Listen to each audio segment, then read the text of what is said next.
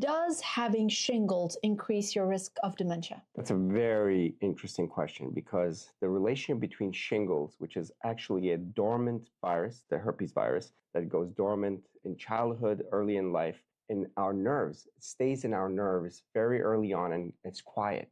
Then later in life, it actually comes to the surface and becomes an infection or a skin eruption.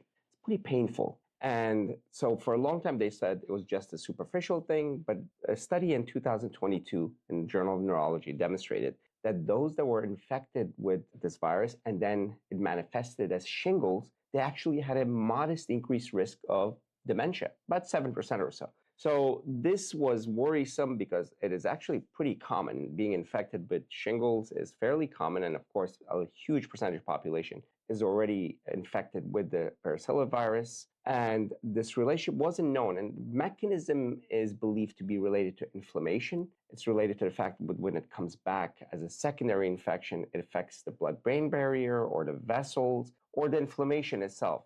We don't completely know. But we also know that those that were treated quickly right after that infection, their risk actually went back to nil, to nothing, to zero. And that's important. So that relation has been established as much as science can establish relationships, and it's pretty powerful. And we have to know that. What they also found out was that people who are vaccinated with the vaccine for shingles had a much lower frequency of eruption of the shingles, and the relation with dementia was back to normal. So much lower risk of dementia. Now we have to do more research. That's the nature of this because it's fairly new data, but it's pretty strong data. So it's something that people have to decide as far as whether they want to get the vaccination or not. And the more important thing that we do know is that if you do have the eruption, which is pretty painful, go to your doctor, get it treated quickly, and that seems to be a protection in itself.